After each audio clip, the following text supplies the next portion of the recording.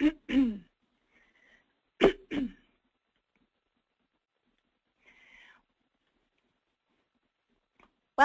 to the 3Squares Vermont webinar, New Changes in the New Year. Let's begin. My name is Angela Smith-Jang, and I work with Hunger Free Vermont, formerly called the Vermont Campaign to End Childhood Hunger.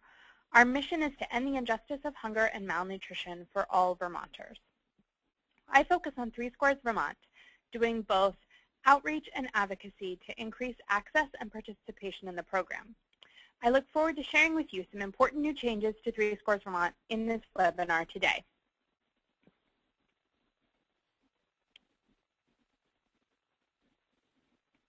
The goal of today's webinar is to help you to better understand some recent and upcoming changes in the program, including improvements in the application process, less verifications needed when applying and recertifying, maximizing the medical expense deduction, and important benefit links with LIHEAP. I also hope that you come away from today's webinar with the knowledge of where to go for more questions or with difficult cases you may have. Now, I think we're ready to begin. Before we jump into any changes, I think it's always good to provide a little context. Why is 3Squares Vermont such an important program? Because here in Vermont, we are currently ranked the 9th hungriest state in the nation, according to data from the U.S. Census. We're tied with Alabama for the biggest increase in hunger over the last 10 years. We know that hunger is not just an uncomfortable feeling in the belly. Over the long term, chronic hunger has serious consequences for an individual, our communities, and our society as a whole. It contributes to increased healthcare costs and decreased education and employment potential for our future generations. 3Squares Vermont, because it is consistent monthly allotment a household receives to buy food, provides a sustainable and dignified solution to hunger. It's proven to improve the health and well-being of millions of Americans over time. 3Squares Vermont participation is at an all-time high, with almost 90,000 Vermonters taking part. That's more than 1 in 7 Vermonters. We've seen an enormous increase in participation over the last decade, which I believe is a testament not only to the need we see in our communities, but to the hard work at the Department for Children and Families to improve the program and to try to make it more accessible to Vermonters. So let's talk about the changes. First things first, filling out the application. Vermonters now have options when it comes to applying for 3Squares Vermont. They can apply online by going to www.mybenefits.vt.gov and clicking on Apply for Benefits. About 25 to 30% of applications to the Economic Services Division programs, including 3Squares Vermont, are now submitted online. For those with computer access and computer skills, this may be a faster and easier way to apply. But of course, we know that an online application is not for everyone. The paper application will always be an option, and to get one, Vermonters should call the call center at 1-800-479-6151 or go to vermontfoodhelp.com to request one. Remember, all applications and documents are now to be sent to the Centralized Processing Center in Waterbury.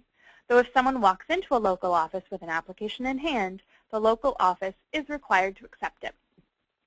No matter how one applies, it's critical to track applications carefully. Keep dated copies of all the paperwork sent, including electronic applications. Document the date and time you speak with someone at the call center or a district office. All of this is important when it comes to ensuring that applications are processed timely and accurately. Also, keep in mind that both the online application and the paper application are both being revised in 2011, with the goal of being more user-friendly and accessible in the future. Moving on, another recent change is the interview. For a while now, Vermont has been doing phone interviews instead of in-person interviews to save both time and resources for applicants and eligibility workers. It's important to remember, though, that while phone interviews are now the default, the applicant still has the right to a face-to-face interview if they request one. For some people who struggle on the phone or really need that personal contact, remind them to request the in-person option. But for those who do prefer the convenience of the phone, interviews are now also done on demand. This means that when an applicant receives their notice in the mail requesting an interview, they may then call the call center interview unit at any time, Monday through Friday, 7:45 to 4:30 p.m., to have their interview. The interview unit experienced significant delays this fall, but things are improving now, and hold times are much shorter. Applicants are receiving calls back much more quickly. While things are definitely improving at the call center, do remind clients that no one should be denied benefits or have their current benefits terminated simply because they could not get through on the phone to the call center interview unit within the time frame given. If this does happen, contact legal aid to appeal. Their number is 1-800-889-2047. Knowing that many Vermonters struggle through the application process trying to track down documents to prove various things, one of the most exciting new changes to me is the relaxation of verification requirements. At initial application, applicants can self-declare the following. Note that some of these things are not necessarily new, but I wanted to reiterate all the items that can be self-declared. Unearned income, including Social Security, SSI, SSDI, unemployment insurance, and child support that comes through the Office of Child Support. These will be verified internally through those various government interfaces. Of course, other unearned income, such as a private pension, must be verified. Utilities can be self-declared, as well as child and adult dependent care expenses, including transportation costs to and from care. Please remember that the benefits eligibility specialist that's processing a case may require that any questionable information be verified. That is, information that's incomplete, inaccurate, or seems inconsistent. Of course, some information is always required, especially proof of identity and residence and proof of earned income. Let's move on to verification at recertification. The following may be self-declared, again, unless questionable. Income that does not change by more than $50 per month. Child and adult dependent care expenses. Allowed medical expenses, including over-the-counter medications. Shelter expenses, except in the case of changes to subsidies, mortgage escrow, or homeowners insurance. And employment termination. Note that neither the shelter form nor the employment termination form is now required unless those expenses seem questionable.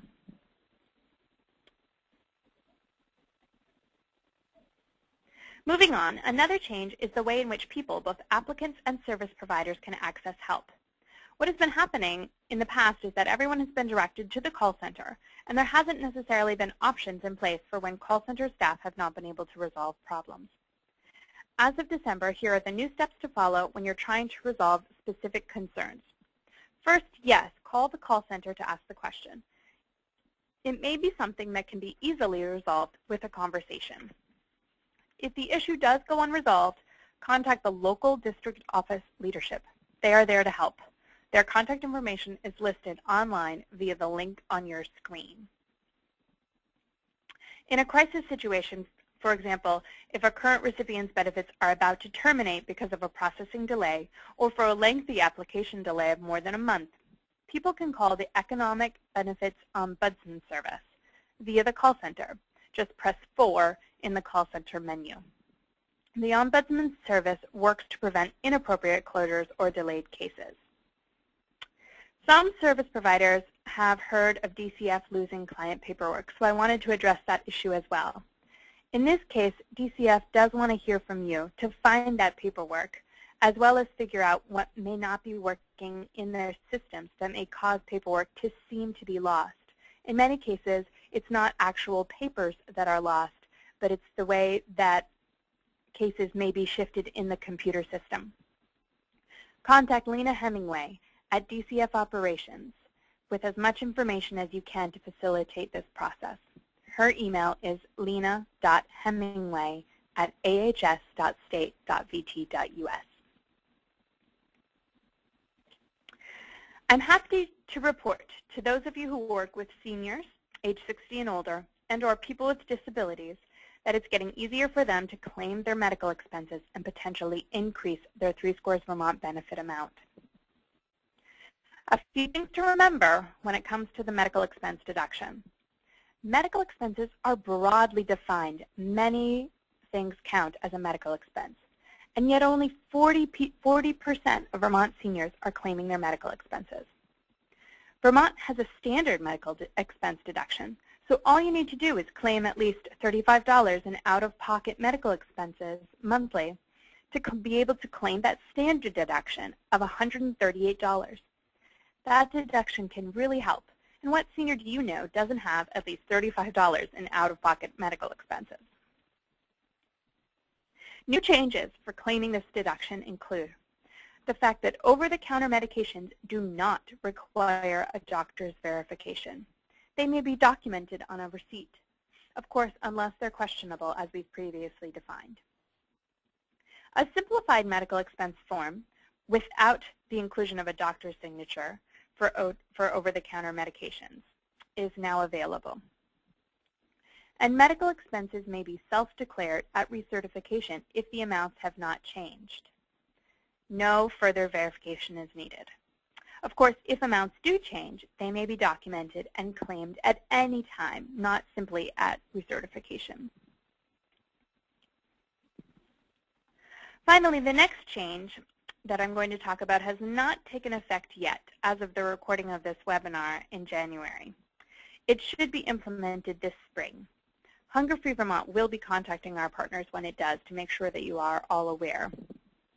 Coming this spring, all 3Scores Vermont households who are not otherwise receiving the highest standard utility allowance, otherwise known as the SUA, currently set at $744, these households will receive an automatic $3 LIHEAP or fuel assistance benefit. 3Scores Vermont rules say that any household that receives fuel assistance can claim the highest SUA. What this automatic $3 benefit does is it allows these households to get the highest SUA, which has the potential to increase their monthly 3Scores Vermont benefit. This could be a great help to folks such as heated renters who wouldn't otherwise have known to apply for fuel assistance to increase their food benefits. Until this change takes effect, continue to have the 3Scores Vermont applicants that you work with also apply for fuel assistance in order to maximize their benefit amounts.